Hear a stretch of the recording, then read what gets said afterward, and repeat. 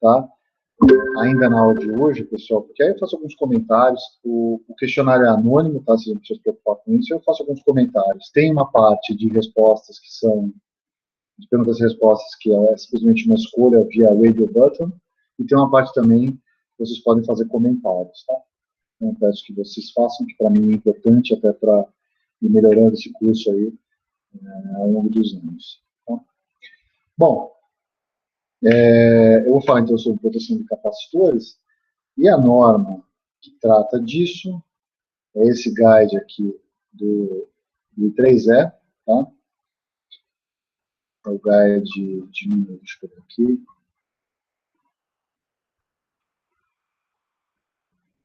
É o C3799 de 2012, tem uma versão mais nova, gente, mas, infelizmente, a gente, com a assinatura da USP, não tem acesso, se não me engano, acho que 2019 saiu uma nova, 2018, uma revisão dessa C37, tá? Ela foi feita em 99, depois ela foi publicada em 2000, foi revisada em 2012, teve os red lines depois disso, e depois uma revisão mais completa em 2019. Eu não tenho acesso à versão mais completa, então eu montei a aula com base nessa daqui.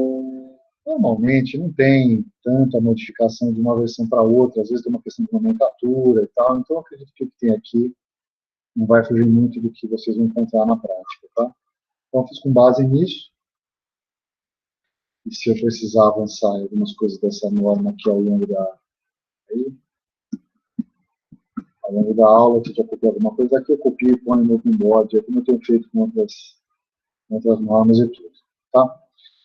Bom, como sempre, né, a proteção de equipamentos primários depende dos aspectos construtivos desses equipamentos primários e, essencialmente, esbarram em questões tecnológicas. Isso não é diferente também com relação aos capacitores shunt. Capacitor para filtro e capacitor usado aí em compensadores estáticos eu não vou abordar na aula de hoje, porque normalmente esses capacitores estão dos lados de baixa tensão de conversores, e aí normalmente existem aspectos ali de proteção, de operação, de controle, que estão relacionados com quem faz a tecnologia, né? Então, Staticom, SSC, PFC, etc., que fazem uso dos capacitores, eles têm questões ali que, inclusive, são questões até de segredo industrial, etc. Eu vou focar mais nos capacitores shunt para compensação de reativos, que é o mais, vamos dizer, são os que ainda demandam do engenheiro de proteção a solução de proteção, né? Então, esses capacitores, eles podem ser construídos de inúmeros jeitos distintos. Então, a C3799 trata de 4 tipos distintos de capacitores, a gente vai ver esses 4 tipos aqui, muito embora o fabricante possa fazer, a rigor, qualquer arranjo. Existem algumas normas específicas para a produção de capacitores, que devem ser seguidas, em especial com relação ao seu desempenho, face às condições operativas dos sistemas onde eles são conectados, mas, a rigor, o fabricante ele tem essa liberdade, né? Então, a norma trata de 4 tipos de capacitores distintos, né? Então, eu vou falar desses 4 tipos. Em seguida, vou falar sobre aspectos técnicos de desempenho das unidades que compõem esses capacitores, tá? Em seguida, eu vou falar sobre o projeto dos bancos baseados nessas unidades capacitivas, quais são as sobretensões típicas que podem ocorrer, eventualmente também vou falar um pouco sobre as sobrecorrentes que podem ocorrer, mas, de todo modo, o maior problema são as sobretensões e os desequilíbrios decorrentes de eventos externos aos bancos de capacitores, os tipos de conexão, que podem lidar com formas melhores ou piores, a depender do tipo de sobretensão que você tenha, e as proteções dessas unidades, tá? Não vou entrar no detalhe específico de cada uma dessas proteções, porque isso aqui está bem documentado na norma, mas são aspectos técnicos. Eu vou me focar mais nos aspectos técnicos e teóricos da proteção, não tanto na questão dos ajustes, embora essa norma tenha, e a tabela que eu vou mostrar para vocês aqui também tem. Tá? Bom, então vamos começar a falar sobre os tipos de capacitores. Estão ouvindo, né, pessoal? Estou falando aqui, mas o feedback ainda... Sim. Ok. Então, só lembrando aí, a Janaína chegou? Chegou. Janaína, se por acaso der algum travar minha comunicação aqui, me manda mensagem, tá? Tudo bem, professor. Obrigado.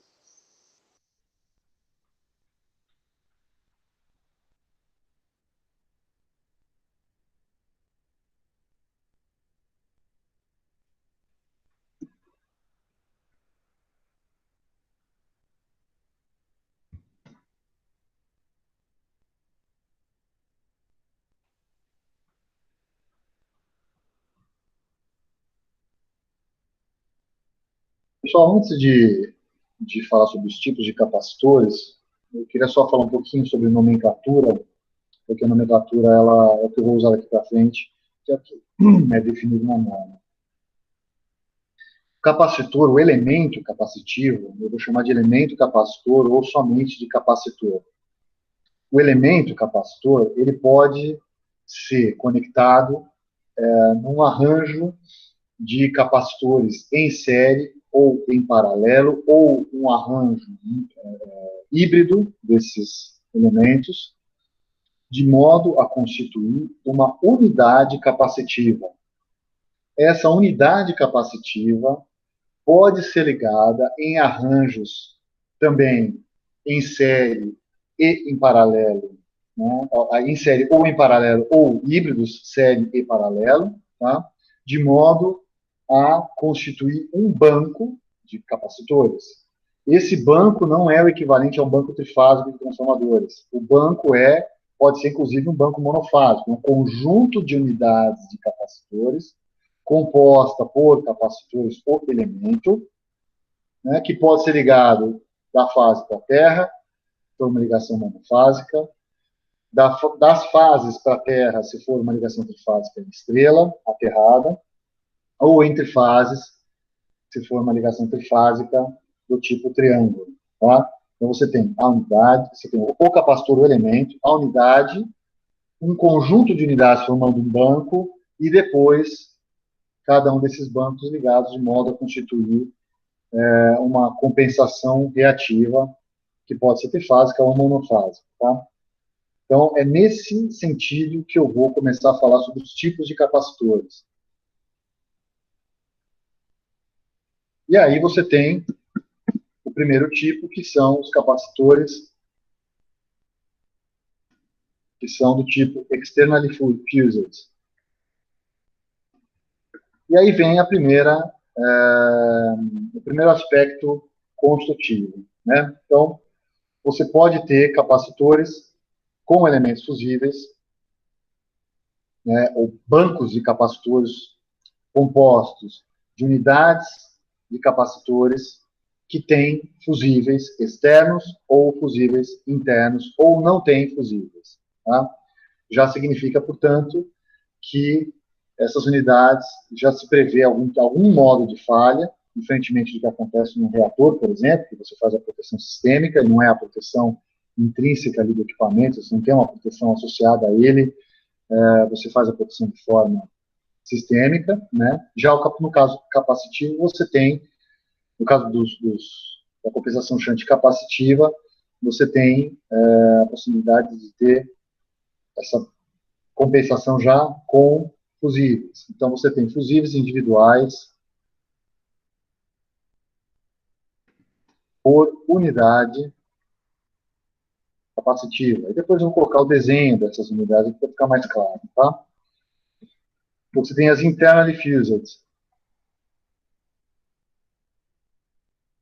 E aí toma um certo cuidado, porque o externally fused é a unidade capacitiva protegida externamente por um fusível, mas esse fusível vem junto da unidade capacitiva.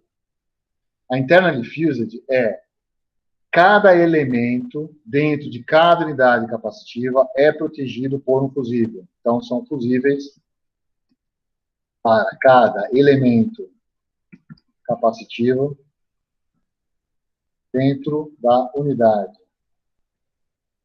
Até parece assim que fica uma coisa... Eu não achei outro termo melhor do que isso. Parece uma coisa um pouco fractal, assim, né? Você sai do capacitor e chega até o banco, ou o banco trifásico, e as coisas se repetem ali. De fato, tem um arranjo mais ou menos assim, tá? Então, você pode ter uma unidade capacitiva com uma certa capacitância, ou seja, uma certa potência reativa associada, protegida por um fusível, a unidade toda. Ou você pode ter todos os elementos dentro dessa unidade capacitiva, cada um deles protegido individualmente por um fusível. Tá? Você tem unidades, tipos de capacitores shunt, né, chamados de fuseless. Você fala, bom, esse aqui é sem fusível, mas você também tem um chamado unfused. Opa! São dois tipos sem fusível? Sim. Todo fuseless é unfused, mas nem todo unfused é fuseless. Né? Então, são elementos, no caso dos fuseless, são unidades capacitivas em série. Como os capacitores, ou seja, os elementos capacitivos dentro das unidades capacitivas são conectadas, não interessa. A única coisa que eu sei é que ali dentro não tem fusível dentro da unidade capacitiva. E a unidade capacitiva é ligada em série também sem fusível. Né? Então, são unidades capacitivas em série, sem qualquer tipo de elemento fusível. Ou seja, a proteção do capacitor, nesse caso, é feita por uma proteção sistêmica, que avalia sobre tensão e sobre corrente na unidade. Tá? Unfused são elementos, ou vamos colocar, unidades,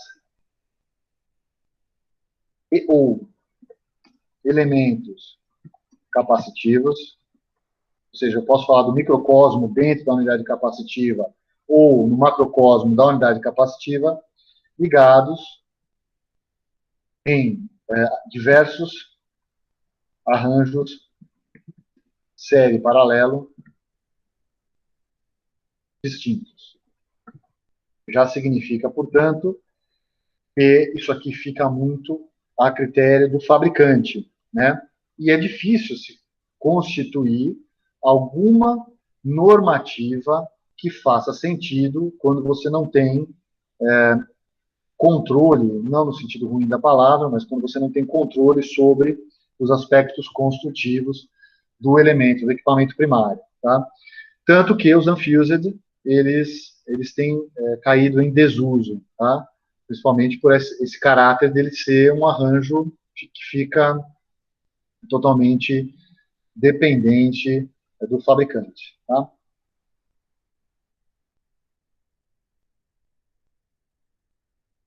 Então, são esses 4 tipos aqui, e vamos falar de cada um deles aqui. Até vou pegar o desenho da norma para não ter que ficar redesenhando isso daqui por um para demorar, não vai perder muito tempo nisso. Então, deixa eu pegar aqui.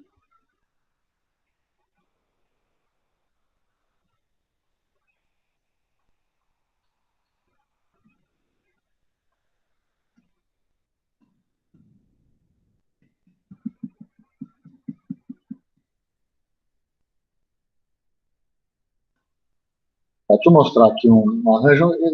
A norma depois ela se contradiz um pouco aqui, tá? Isso aqui é um arranjo, isso aqui é uma unidade capacitiva. Se ela for ligada em triângulo, ela precisa ter as buchas aqui que suportam o nível de tensão onde ela vai ser conectada. Se for ligada em estrela, você pode ter uma bucha para alta tensão e a outra aqui simplesmente onde você vai ligar na ferramenta, você tem um problema de isolação menor, né? Vale para tanto para ligação em paralelo quanto ligação em série. Isso aqui é uma ligação em série dentro de uma unidade capacitiva, então isso aqui são os elementos capacitivos, né? Ou em paralelo, desse jeito aqui. Mas no final das contas, o que tem dentro da unidade capacitiva é um conjunto série paralelo aí. Não tem só série nem só paralelo. Tá? Mas deixa eu mostrar aqui como são ligadas as unidades que me interessa mais o banco. Então vamos pegar esse cara aqui. Isso aqui é o externally fused.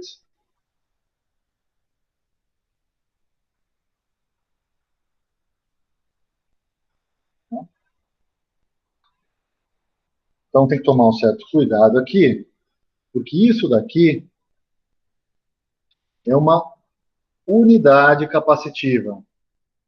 Então, para eu conseguir prover a quantidade de potência reativa que eu preciso para o meu sistema elétrico, eu estou colocando nesse exemplo aqui N unidades capacitivas em paralelo, associada a M unidades capacitivas em série, para produzir um banco por fase, né, um arranjo aqui por fase, e o conjunto, então, de 3 elementos desse no meu sistema trifásico, ligado, por exemplo, aqui em estrela aterrada, me fornece o tanto de reativo trifásico que eu preciso.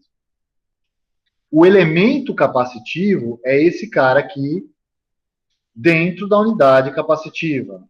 Esta unidade capacitiva, em particular, é composta por um array, ou seja, um conjunto de capacitores em série, e cada elemento aqui, na verdade, cada elemento não, cada conjunto de capacitores em série aqui é composto por vários elementos em paralelo.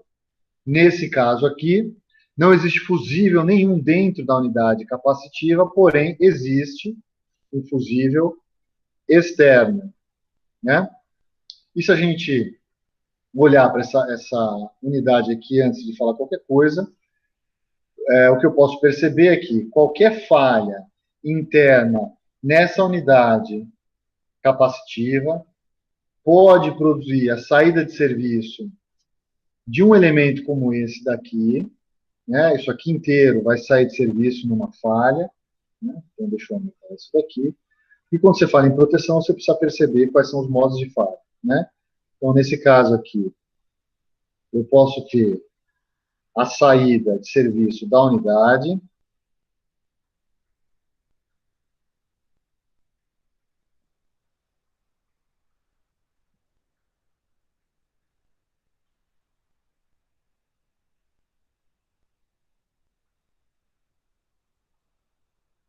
que vai produzir um desbalanço de tensão em todos os elementos em série desse array aqui, né? O que vai acontecer?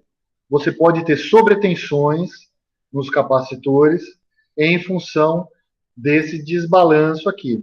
E essa sobretensão pode ser danosa para o elemento. Perdendo uma unidade, você pode ter, inclusive, sobrecorrente nas outras unidades. Se eu tiver, então, uma perda de unidade aqui com, por exemplo, um fusível, né, ela entrando em curto-circuito aqui antes da abertura do fusível, dado que eu tenho unidades carregadas aqui, que são SANs, e eu tenho, então, um curto-circuito ocorrendo aqui nessa unidade aqui capacitiva, o que pode acontecer é que eu tenho uma descarga, em especial uma descarga de alta frequência, das unidades SANs que circulam por esse fusível em azul, que deve ser capaz de isolar esse defeito aqui. Tá? Esse fusível ele deve estar coordenado com a proteção sistêmica, que vem por fora desse banco inteiro aqui, de modo que ele atue antes que a proteção retire o banco de serviço. Tá? Então, essa é a preocupação que você tem que ter com a proteção nesse caso aqui. Então, resumindo um pouquinho aqui do que eu falei, deixa eu copiar esse texto.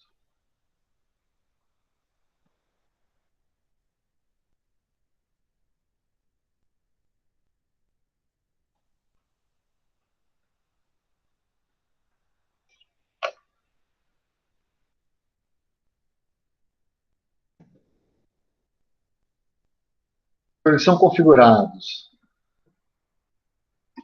a partir da conexão série de vários conjuntos de unidades em paralelo, que a gente viu na figura ali. Não existem fusíveis individuais por unidade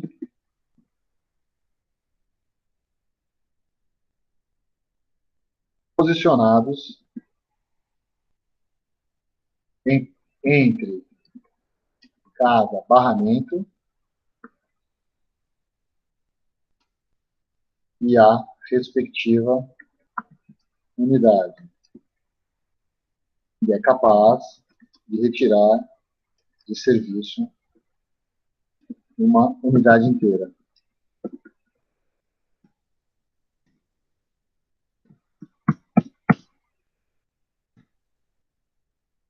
As unidades são capazes de suportar níveis de tensão dentro do especificado. Vou deixar por enquanto aqui a especificação, depois eu comento sobre isso. Tipicamente, é 110% do valor nominal. Significa que, a rigor, se você perder um conjunto de unidades daquele array série, devido a um curto-circuito no conjunto de arrays, que pode ser um curto-circuito do barramento, né? Quer dizer, se eu estiver olhando para cá, eu posso ter um curto-circuito que elimina todo esse meu conjunto de unidades. Eu vou ter uma sobretensão nas unidades restantes. Então, se eu tiver aqui, a rigor, 10 unidades em série, eu vou ter uma sobretensão de 10% nas demais unidades, que elas devem suportar, né? Então, são capazes de suportar níveis de tensão dentro do especificado, ou são projetadas para isso.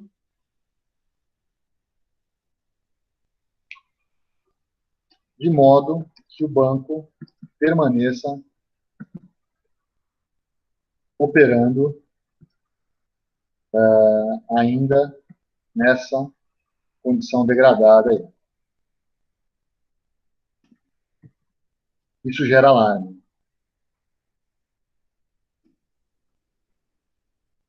Porém, sem retirada de serviço.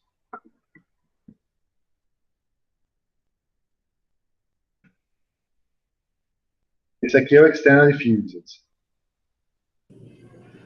Ô, professor. Diga. Os bancos de capacitores, no caso, eles influem na corrente capacitiva de retorno para cálculo de aterramento, cara? Para cálculo do quê? Desculpa? De resistor de aterramento?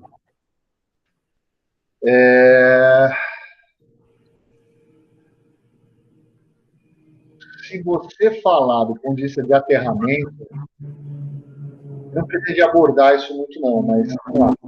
O problema do capacitor aterrado, o modo de conexão do capacitor, não vamos falar de resistor de aterramento. Tá? Só situar o meu problema.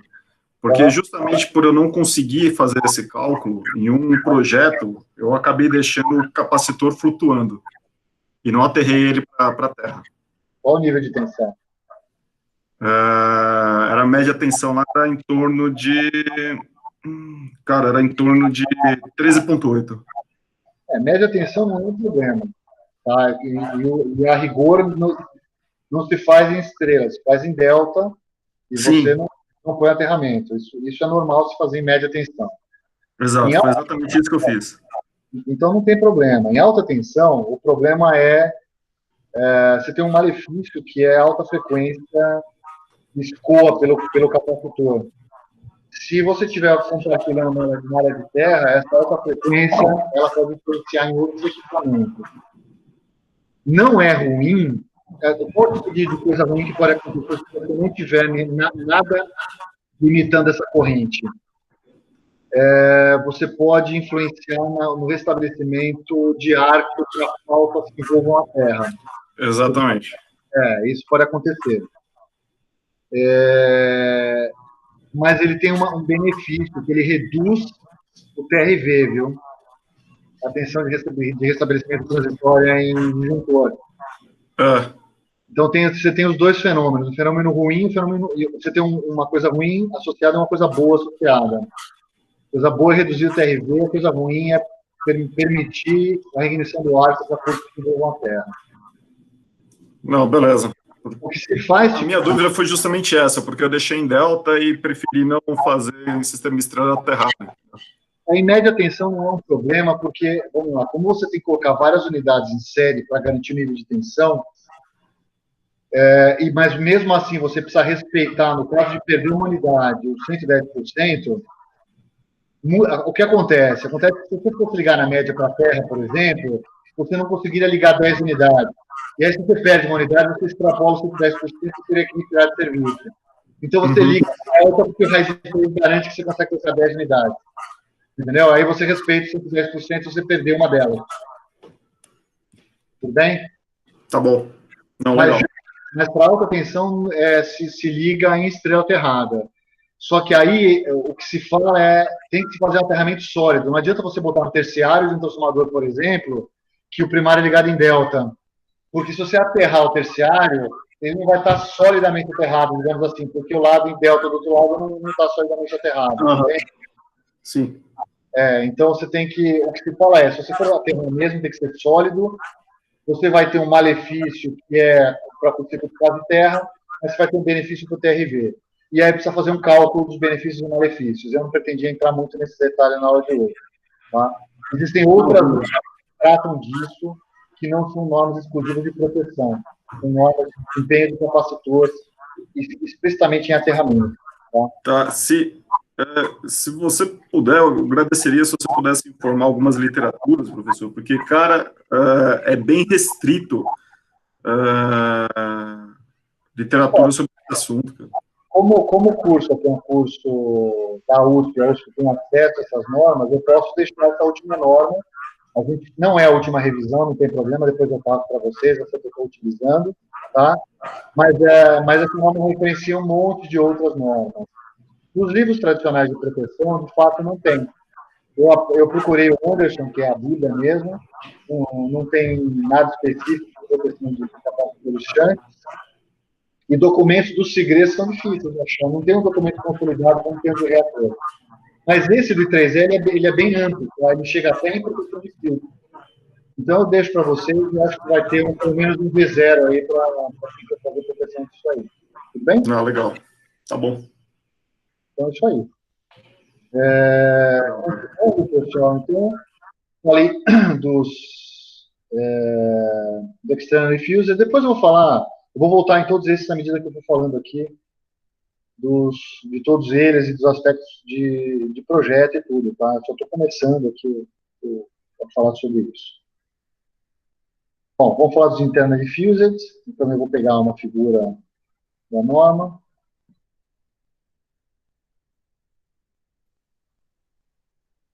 As fusíveis para cada elemento dentro de cada unidade. Vou pegar também o desenho da norma, que é esse cara aqui.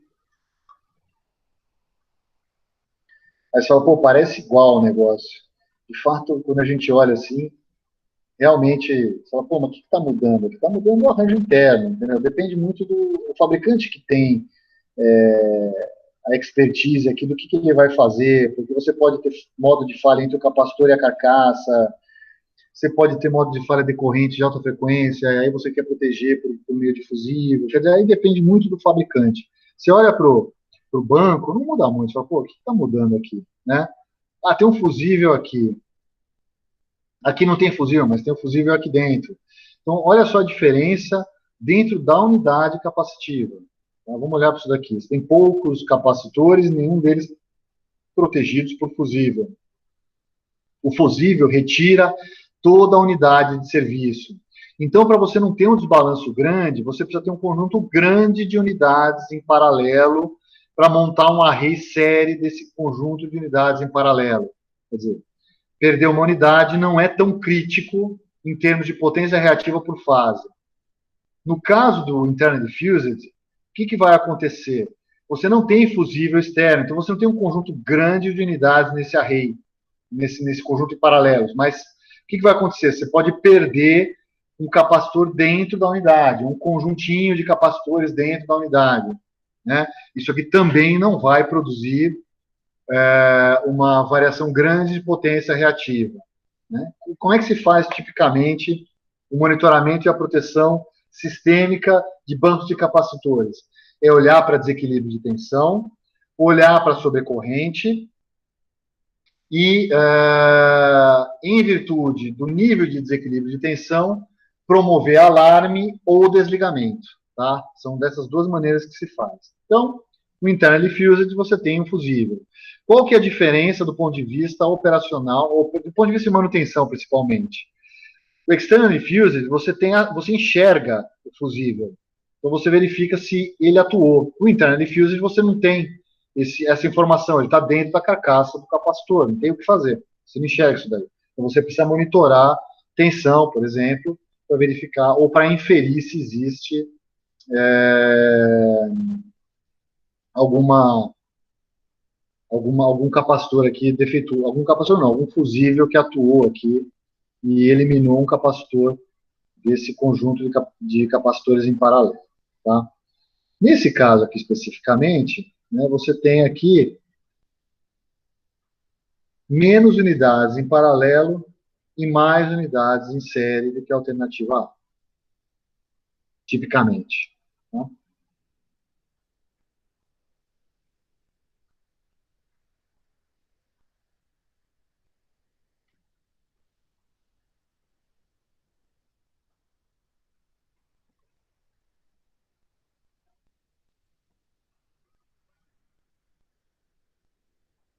Por que eu estou falando tipicamente? Isso aqui isso aqui não é regra, entendeu? Isso aqui é o que se encontra na literatura dos fabricantes.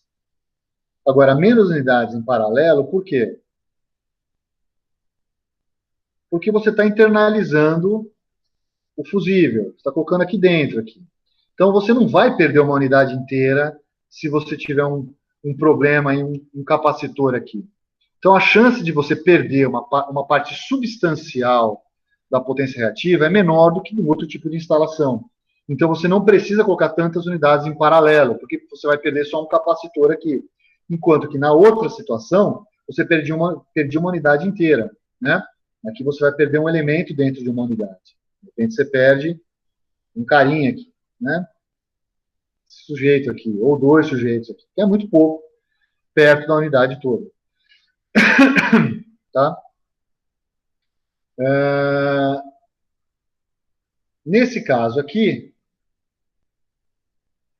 as unidades tipicamente possuem um alto valor de potência reativa. Não se espera que a unidade toda possa falhar, porque os fusíveis internos, como eu falei, impedem que isso ocorra.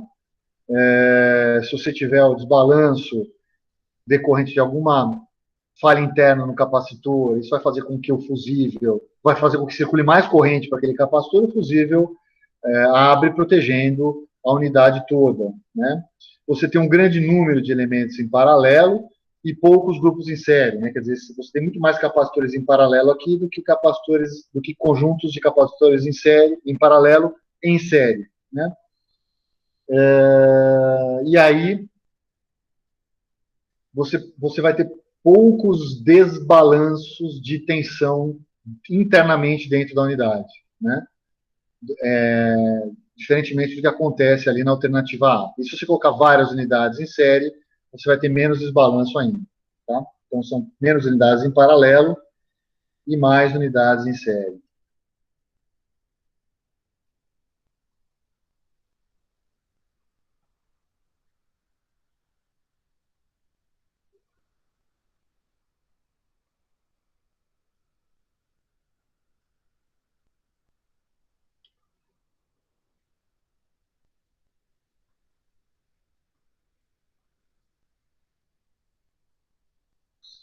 Então, quando você tem, por exemplo, um desligamento de dois elementos aqui, você tem muitas unidades em série, a tensão aqui ela é menor do que a tensão no caso de externally fused. E o que vai acontecer? Um desequilíbrio aqui vai produzir uma variação de tensão numa das unidades. Tudo bem que você tem várias unidades em paralelo, mas a proporção das unidades em série é maior. Então, a falha de pequenas unidades capacitivas aqui não vai ter um desequilíbrio tão grande na minha rede, né? Então, você não vai perceber esse desequilíbrio. Ele não vai ficar tão evidente assim.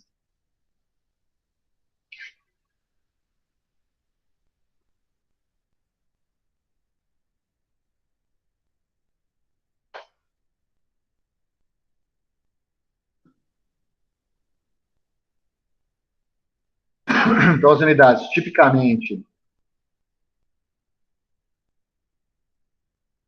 possuem um alto valor de potência reativa e não se espera um modo de falha que atinja toda a unidade. Né? Que eu estou falando aqui que são os fusíveis internos impedem que isso ocorra.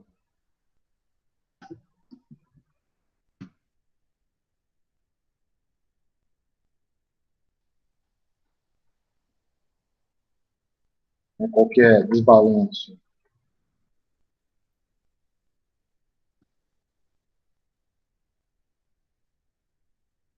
decorrente de capacitor em falha produz a abertura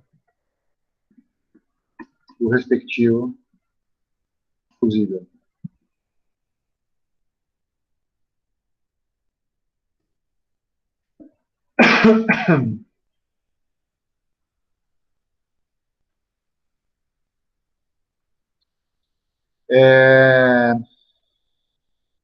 O fusível, nesse caso, deve suportar correntes de outrush. Eu não vou usar outrush, não, porque outrush seria mais para fora da unidade. Correntes de carga dos capacitores sãos em direção ao capacitor defeituoso. Você vai ter, ele deve ser capaz de interromper essas correntes, porque esses capacitores estão carregados. Se tem uma falha no capacitor, o que vai acontecer é que você vai ter variação de tensão ali. Em tendo variação de tensão, você vai ter variação de corrente nos capacitores que estão em paralelo. Eles vão injetar corrente nesses fusíveis, ou no fusível do capacitor que está entrando em modo de defeito. E esse fusível vai ter que ser capaz de suportar, aliás, vai ter que ser capaz de interromper essas correntes. Né? Esses são os internally fused.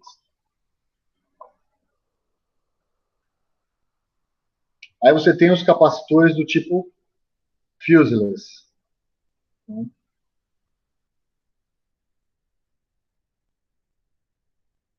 E os fuseless têm um arranjo bastante específico.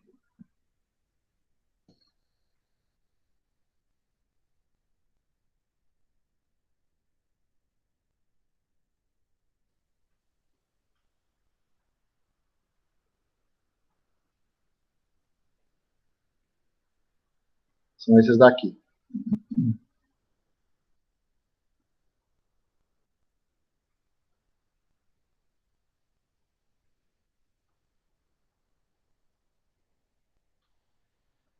Então, no caso dos fuseless, são os elementos, são as unidades capacitivas conectadas em série, bem fusíveis. Internamente, são arrays de capacitores, de elementos capacitivos, vamos chamar, vai?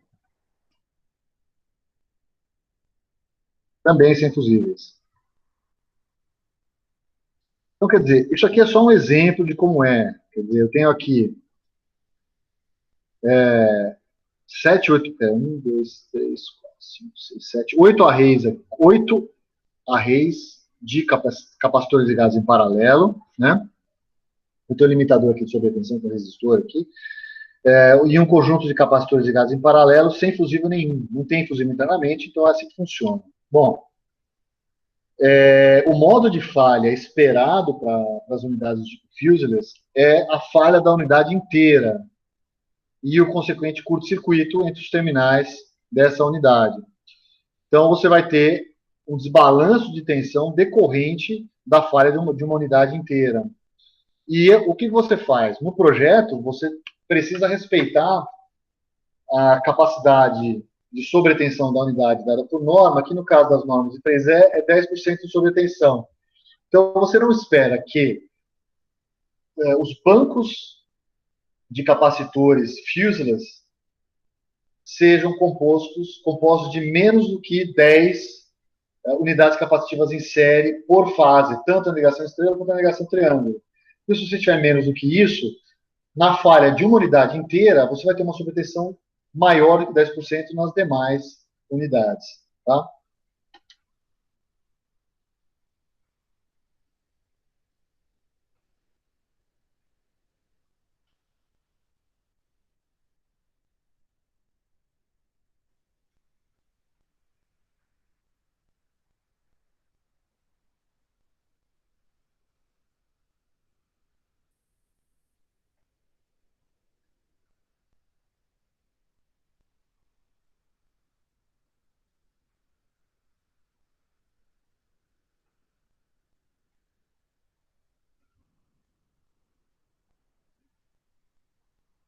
São unidades capacitivas ligadas em série, tipicamente no mínimo 10 em série.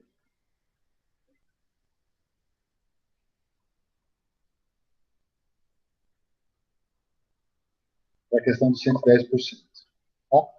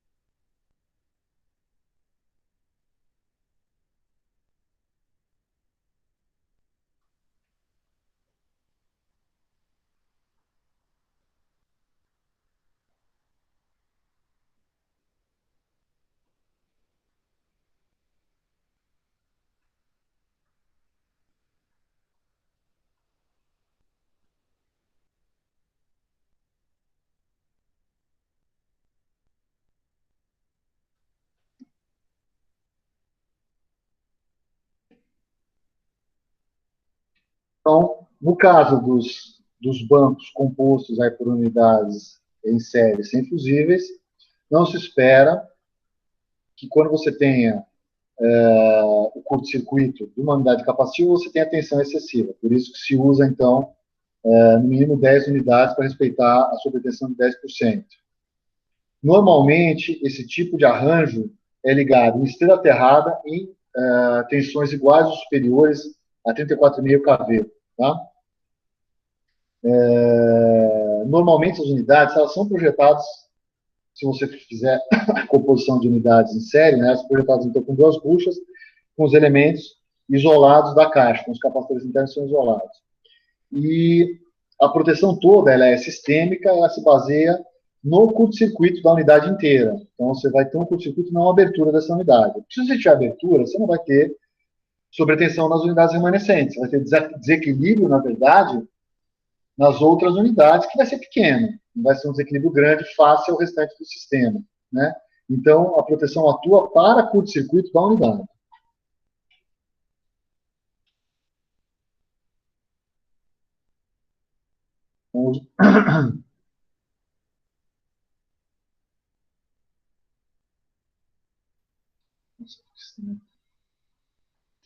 Então, os bancos de capacitores tipo fuselage são normalmente utilizados quando o modo de falha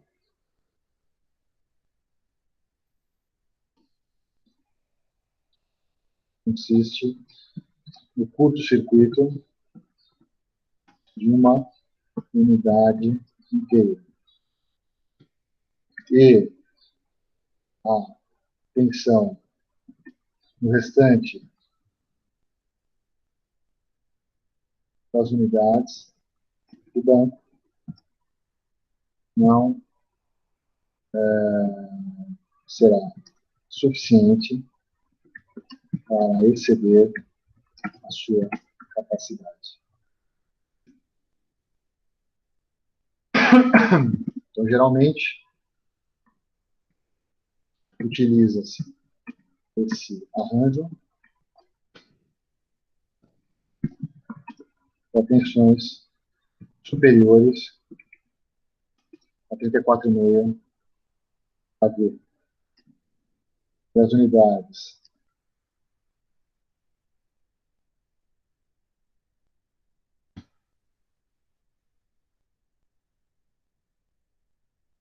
são isoladas meio de buchas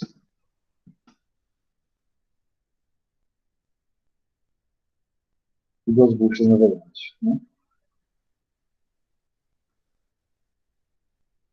A proteção mede o desbalanço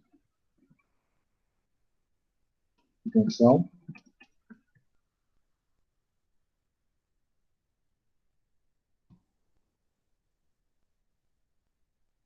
e tem um detalhe aqui, né? Não existe preocupação com descarga, porque não tem conexão em paralelo. Né?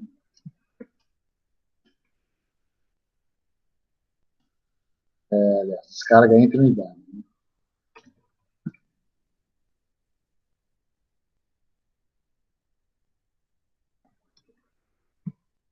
Você não tem conexão em paralelo entre unidades, então você não tem descarga de unidade para outra. Você pode ter descarga interna de um capacitor para outro dentro da unidade, mas isso pode produzir, então, um curto-circuito da unidade toda e, portanto, desbalanço de tensão.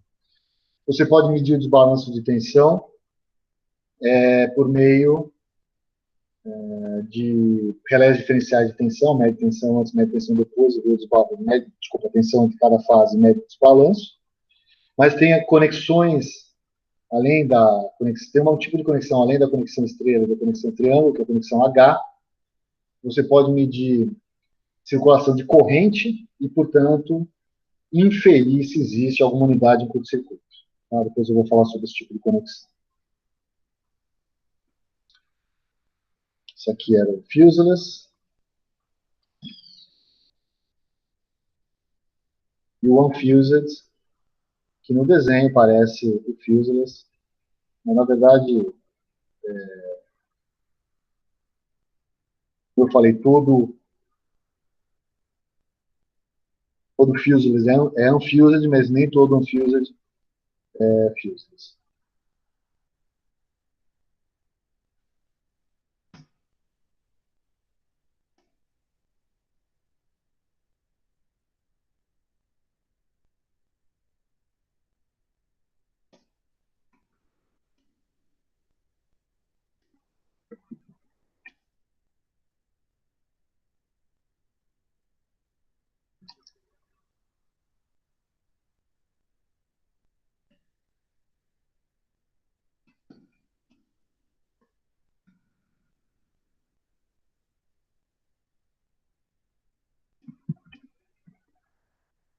São elementos capacitivos, unidades capacitivas em arranjos série paralelos definidos pelos fabricantes. Vamos dar uma olhada aqui só na figura, ela parece muito o unfused, né? Só que aqui eu tenho um arranjo de unidades em paralelo. Então,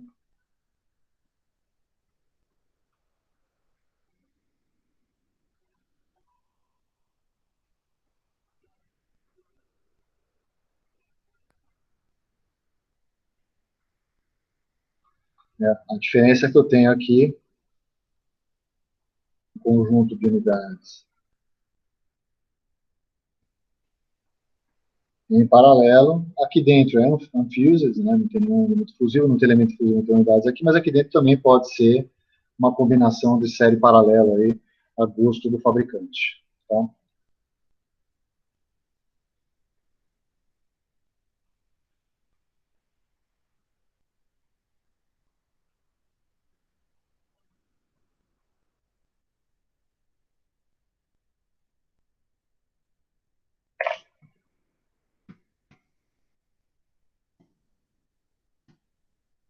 Então, nesse arranjo,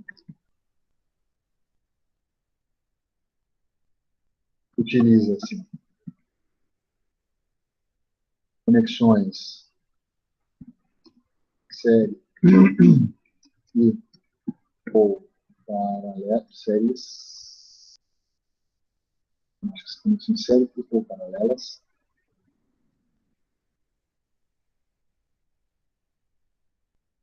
das unidades capacitivas,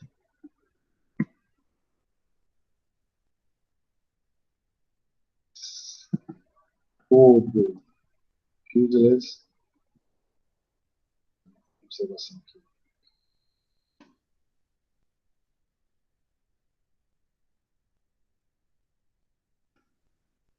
o arranjo fuselage é unfused, mas nem todo unfused é fuselage.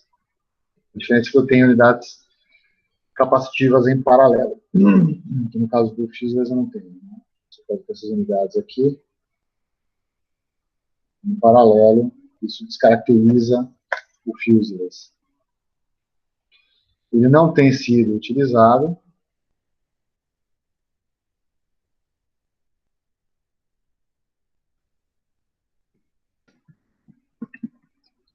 corriqueira, porque a proteção deve ser customizada em função do arranjo, proteção sistêmica. Né?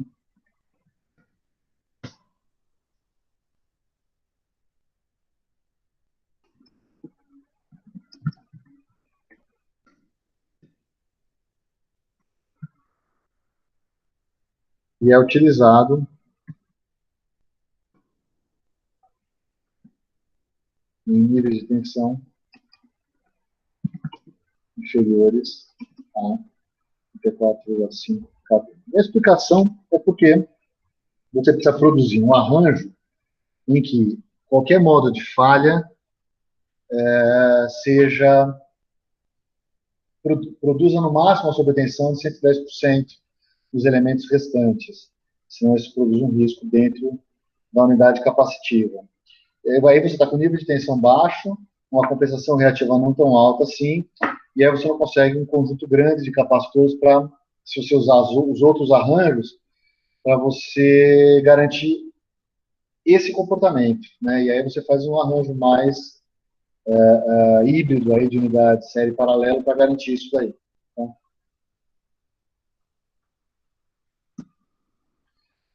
E aí eu vou falar um pouco dessa questão da capacidade que os capacitores devem ter de suportar tensão e corrente, porque a proteção depende disso, né? Não é só o arranjo, na verdade, o arranjo dos capacitores permite se calcular quais que vão ser as sobretensões e sobrecorrentes quando da perda de unidades capacitivas inteiras ou de elementos capacitivos dentro das unidades, né?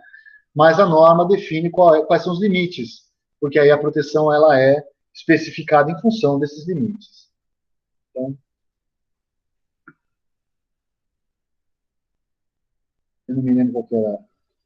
Deixa eu ver aqui. Que era 5.3.2.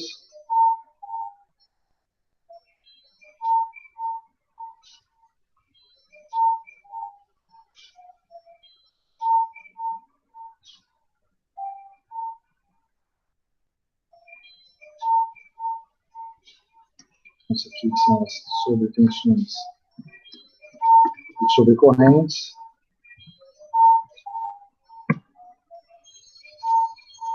Gente, espera um segundo que meu celular ficou no alarme. Peço muito.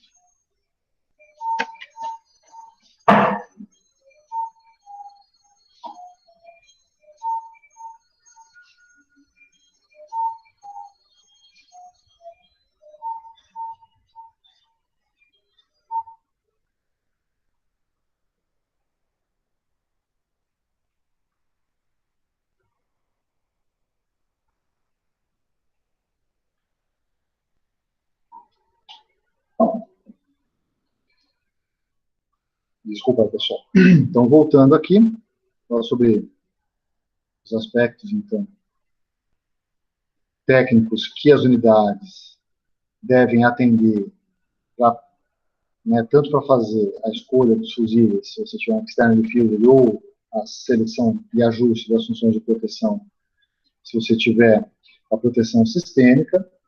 Então, quais são os requisitos aqui? Então, eles devem operar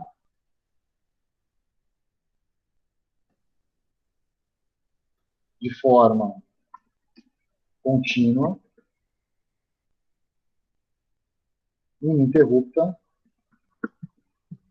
para a tensão nominal que foram projetados. Podem operar em contingência,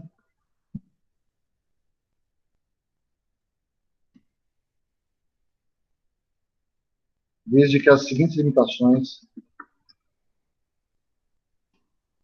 não sejam ultrapassadas. Então, eu falei dos 110% para vocês. Essa é a primeira delas. Com 110% do valor eficaz da tensão nominal. Eles devem operar isso aqui. Eles devem... As unidades capacitivas, os elementos capacitivos devem ser capazes de operar nessa condição específica, de forma ininterrupta, né? Só que isso aqui produz alarme. Em qualquer situação entre 100% e 110%, deve produzir um alarme avisando da condição de operação, porque isso indica que algo de errado aconteceu com a unidade capacitiva. 120% do valor de pico da tensão nominal. Só que isso aqui também produz alarme.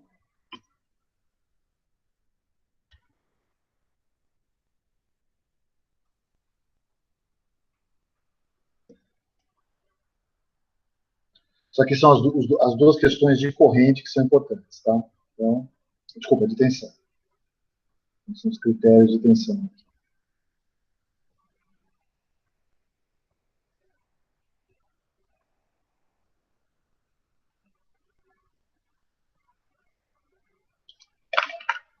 Além disso, tem critério de potência e critério de corrente. O critério de corrente eles devem suportar 135% da corrente nominal, que é calculada tomando-se a tensão nominal e a potência aparente nominal. Isso aqui é critério de projeto, não de operação.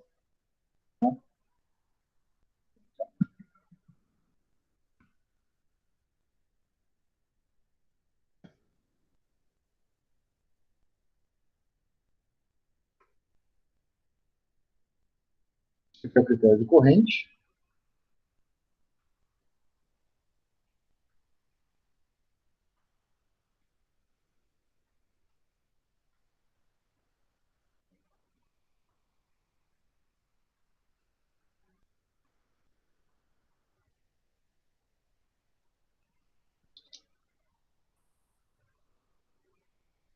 E, além disso,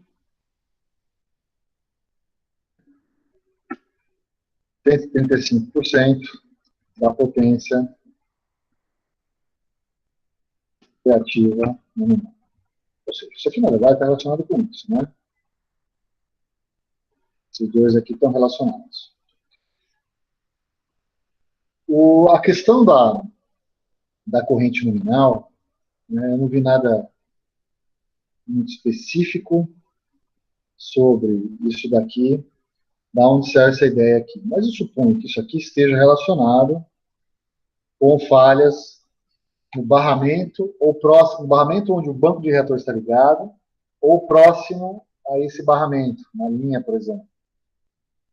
onde você tem, por exemplo, um curto fase terra, com a tensão numa das fases virando referência e a tensão nas demais fases vira tensão de linha. E aí a corrente aumenta em função disso daí. Obviamente, você precisa desligar o equipamento quando você tem essa circunstância, né? Mas uma garantia de suportabilidade de corrente de 135% para a segurança do equipamento. Tá? Bom, isso aqui são questões de sobretensões e sobrecorrentes. Existem também questões sobre capacitância, descarga e algumas outras normas aplicáveis que eu já vou falar.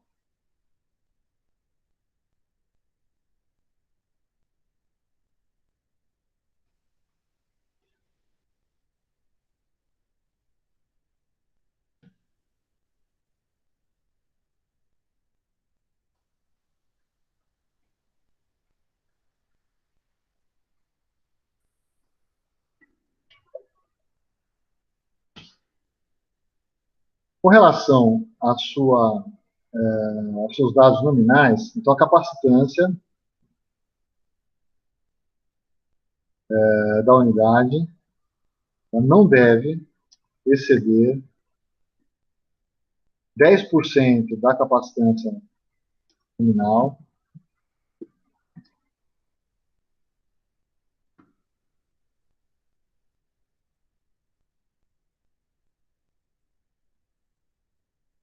considerando a potência reativa nominal, tensão e frequências nominais e temperatura de regime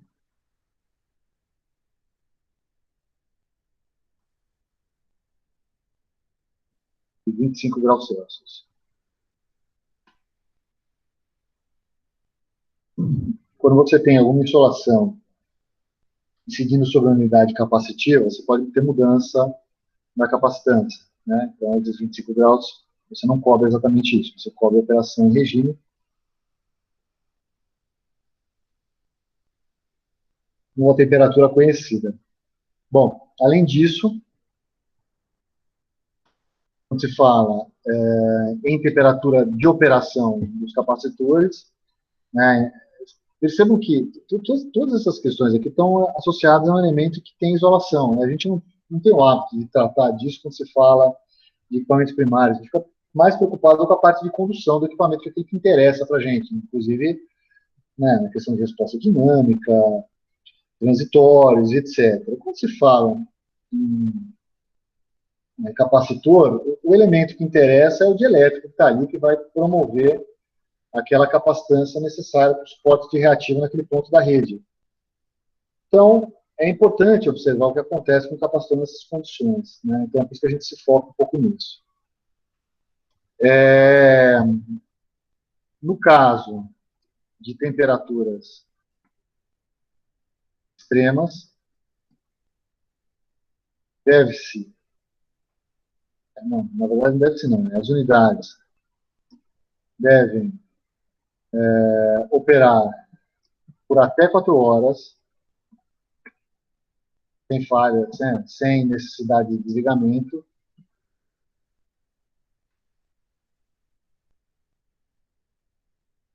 em, aliás, ininterruptas aqui,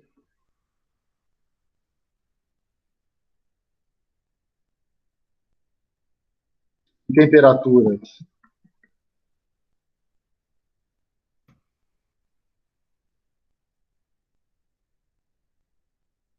de 40 graus Celsius,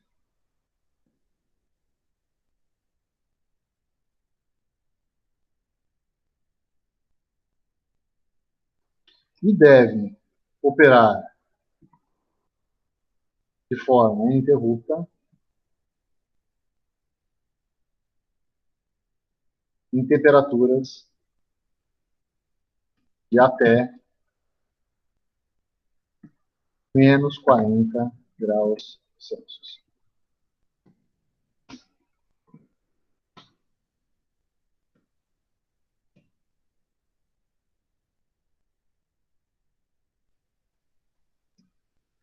O outro critério aqui, mas aí já é critério de projeto.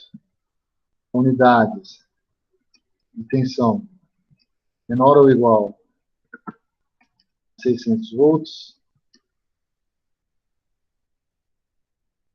Devem possuir resistores de descarga.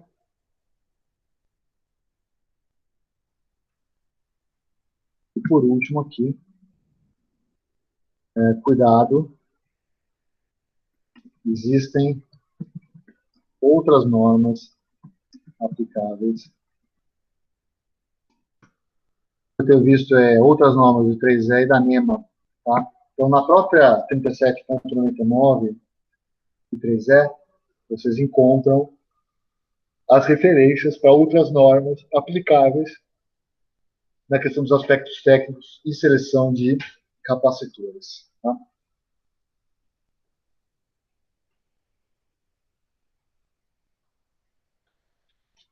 Bom, existem aspectos que não são só de seleção do tipo de instalação e também das capacidades dos bancos, né, das unidades escolhidas. Existem aspectos de projeto dentro de capacitores que impactam na proteção que devem ser abordados. Esses critérios de projeto não se baseiam só na capacidade de prover o suporte de reativos necessário para aquela instalação específica, né? Ele deve ser feito de modo, né, esse projeto, que qualquer falha em elementos individuais, sejam as unidades capacitivas ou sejam os elementos dentro das unidades capacitivas, produzam o desligamento na maior velocidade possível, reduzindo qualquer risco para equipamentos vizinhos, potenciais riscos à vida humana também. E o desligamento deve se dar preferencialmente por fusíveis internos ou externos. Né? Claro que no caso das unidades capacitivas que têm fusíveis disponíveis. No caso das unidades do tipo fuseless ou unfused, a proteção é feita por meio de proteção sistêmica, avaliando então os balanços de tensão, na maioria dos casos, né? Observando também a sobrecorrente, caso seja necessário. Se for um tipo de conexão para tipo H, que eu vou falar mais para frente, o desequilíbrio ele pode ser percebido por variação de corrente em cada uma das fases do capacitor, e isso garante, então, que você possa promover o desligamento da menor porção do banco possível. É claro que, se a proteção for sistêmica, você desliga o banco todo, e se houver fusíveis, você precisa coordenar os fusíveis com a proteção sistêmica. Tá?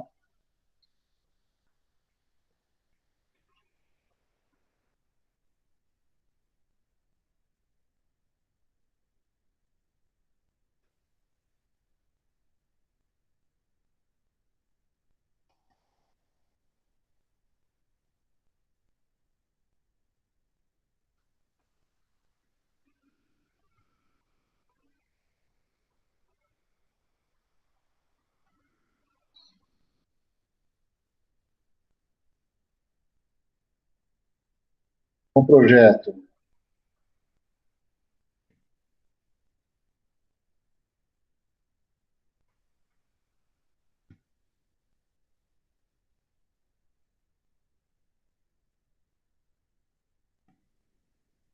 banco de capacitores deve se basear, obviamente,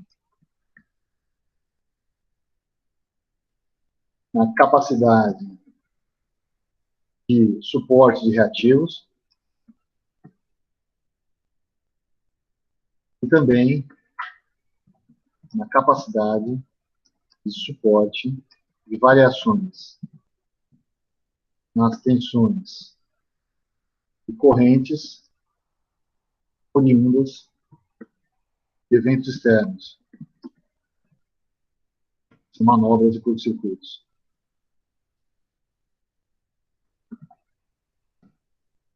Além disso,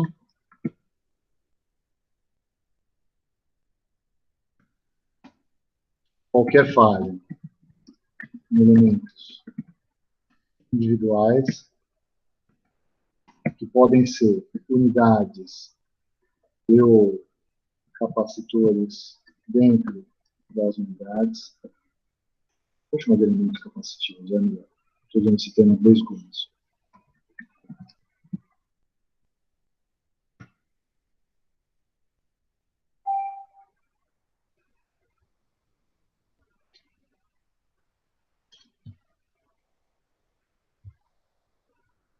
Produz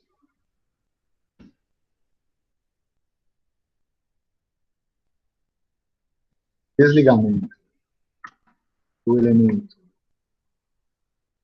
individual que se encontra em falta ou da unidade toda. Aí depende se é externally fused ou internally fused. No menor tem possível, reduzindo riscos, a integridade dos equipamentos que se encontram na vizinhança e ou riscos na vida humana.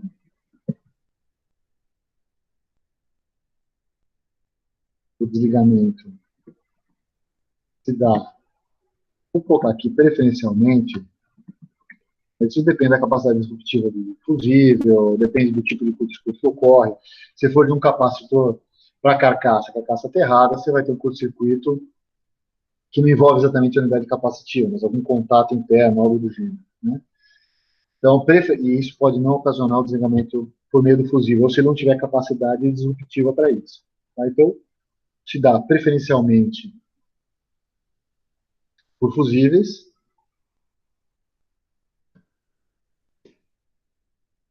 que devem estar coordenados com a proteção sistêmica.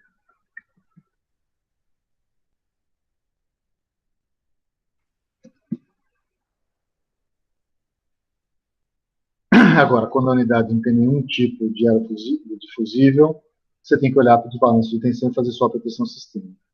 Quando a unidade não possui fusíveis, proteção sistêmica, que é sobre tensão, equilíbrio de tensão sobre a corrente, etc.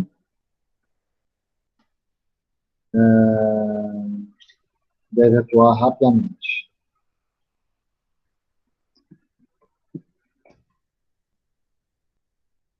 Sem a necessidade de coordenação.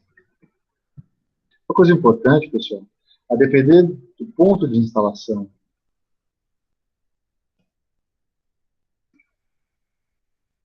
do capacitor, você não pode ficar religando o sistema com o capacitor no circuito que vai ser religado, porque o capacitor armazena carga. Né? Então, se você fizer isso, você pode produzir situações bastante severas para o capacitor, eventualmente algum dano ao equipamento. Né?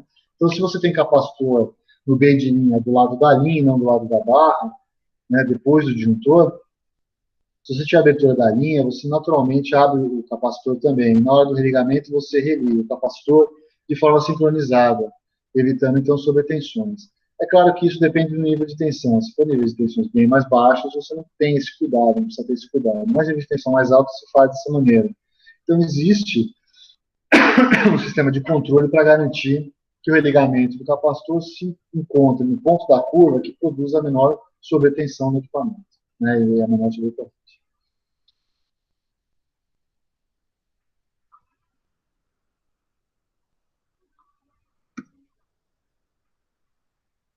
E aí, deixa eu falar um pouquinho de cada um dessas questões aqui, para cada um dos tipos dos capacitores que tem. Vou começar pelo external diffused.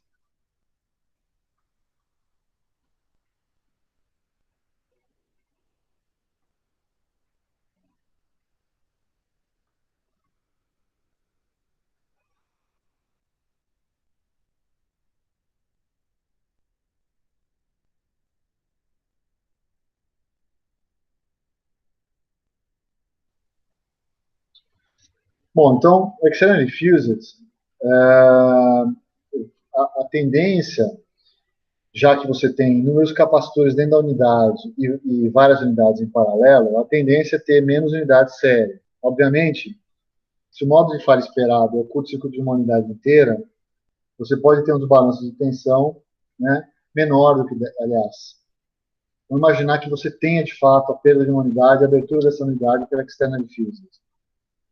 Já que você tem vários elementos em paralelo, e um conjunto desses elementos em paralelo, em série, produzindo, então, a potência reativa necessária, se eu perder uma unidade de um desses conjuntos em paralelo, eu vou mudar um pouco a capacitância do conjunto e vou ter uma mudança na tensão. Essa mudança não é tão significativa, então você pode ter um menor número de unidades em série. Né? É claro que isso aqui depende do modo de falha, depende do nível de tensão. Né?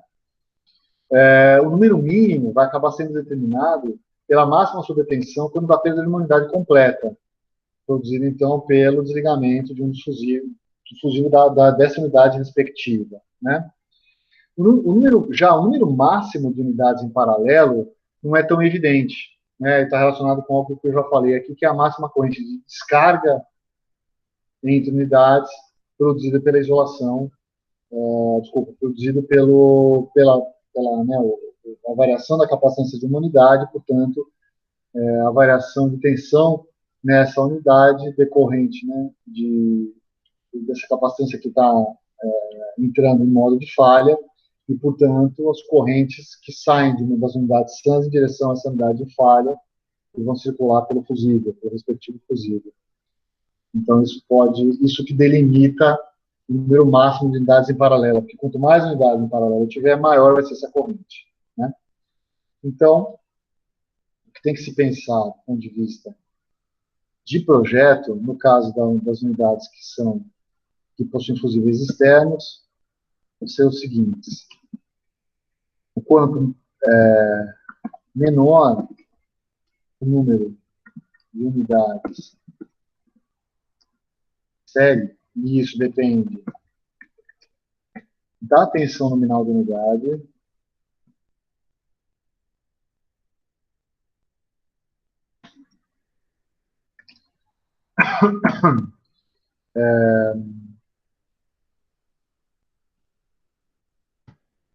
maior será o desbalanço decorrente do total de nível aqui, que é o desbalanço de tensão, sempre que estranho, e falhas no sistema. Então, se você tiver uma falha no sistema, você vai ter desbalanço. Se tiver uma falha na unidade, você vai ter desbalanço. Quanto menor, maior vai ser esse desbalanço e você pode ter uma sobretensão maior do que aquele 110% e a produção deve atuar.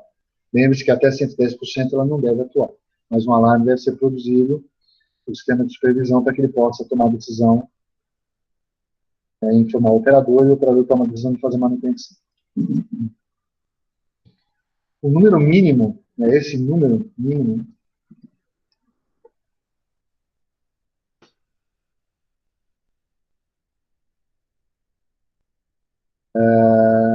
é determinado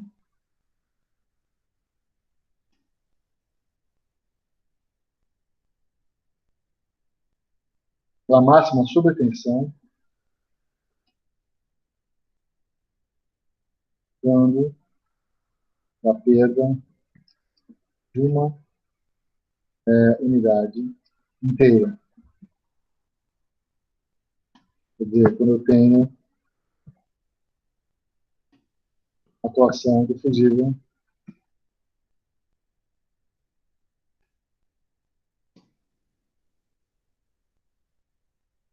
responsável pela sua proteção. Então, quando eu tiver a perda de uma unidade completa, essa unidade está em paralelo com outras unidades, eu vou ter uma mudança na capacitância equivalente daquele ramo todo ali, porque eu perdi uma unidade.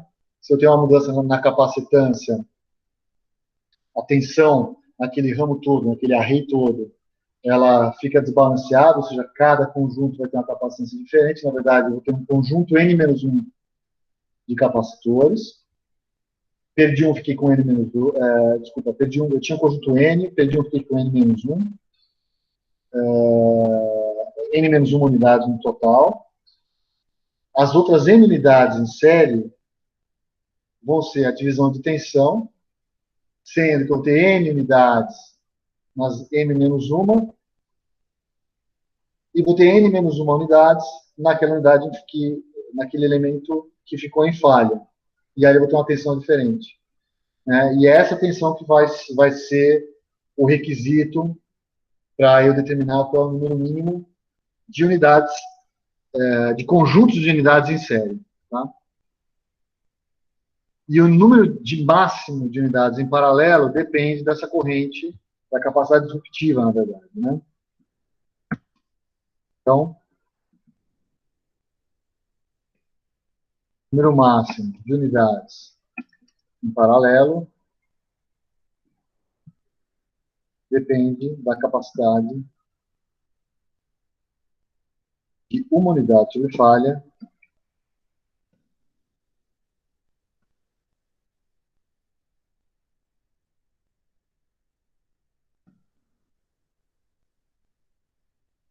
suportar a descarga das outras unidades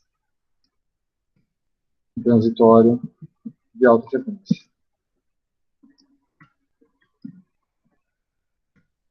Tudo bem, pessoal? Estão me ouvindo ainda? Dúvidas?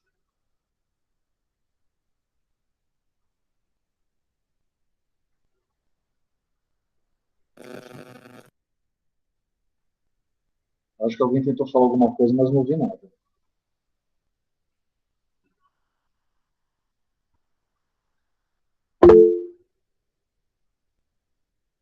Ok, Janaína, obrigado. Valeu, Dário. Bom, então são essas condições aqui que são as condições importantes quando se faz, então, o projeto e depois, né, que vai servir como base para a especificação da proteção, tá? Deixa eu ver se eu consigo explicar um pouco melhor isso daqui, porque fica confuso sem o desenho. Então, vou imaginar que eu tenha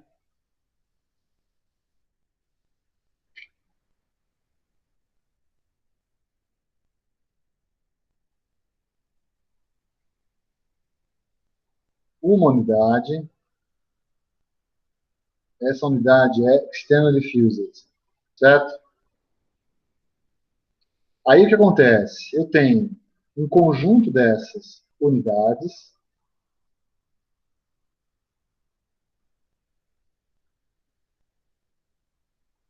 dando origem aqui a um dos conjuntos sérios. Então aqui eu tenho vários desses carinhas aqui, em paralelo.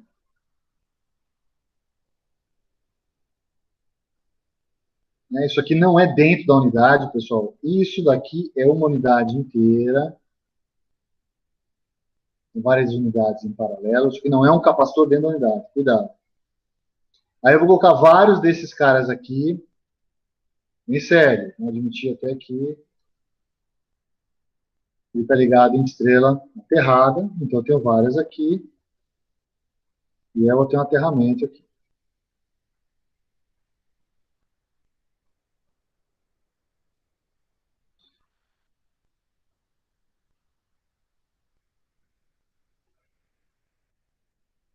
E aí vários desses daqui eu vou ligar no meu sistema, na fase F aqui. Né? Isso aqui também são vários. Se eu perder um desses elementos aqui, desse cara aqui, o que vai acontecer? Aqui eu tinha capacitância C, um C equivalente, aqui eu vou ter um C equivalente linha, que é diferente do C equivalente, é menor, porque eu perdi uma capacitância aqui, porque abriu o fusível. Então, o que acontece? Essa tensão aqui vai ficar menor, e a tensão nos outros elementos vai ficar maior, essa tensão aqui vai subir. Né? E aí, se eu tiver uma tensão maior que 110%, eu vou ter uma falha. Quando eu tenho um curto interno aqui, no capacitor, antes do fusível abrir, eu vou ter uma descarga, que vem desses elementos que estão sãos aqui. Uma corrente que eu vou chamar de descarga. I de descarga, que vai se somar aqui, ó. Tenho 2 I de descarga, nesse exemplo aqui. Então, esse fusível deve ser capaz de interromper essa corrente. Agora, se eu estiver colocando vários em paralelo, eu vou ficar somando aqui vários I de descarga, tá? Então, são essas duas condições. A perda de uma unidade não pode produzir uma sobretensão grande nas unidades que são sãs. E, quando eu estiver perdendo uma unidade, ou seja, eu estou provando um dielétrico aqui, eu começo a romper o dielétrico, essa corrente que começa a aparecer aqui vai produzir transitórios elevados aqui, aqui nesse conjunto de elementos em paralelo, vou produzir correntes aqui de altas frequências, e elas vão circular por esse capacitor que vai falhar, tá? E essa circulação aqui, se não for eliminada pelo fusível, eu vou ter problemas. Então, eu tenho que dimensionar em função da capacidade do fusível. Atenção, gente.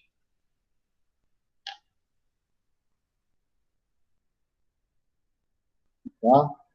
Cuidado que existem outras normas,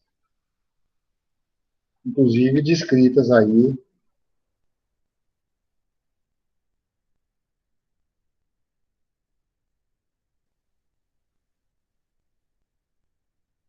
Por exemplo,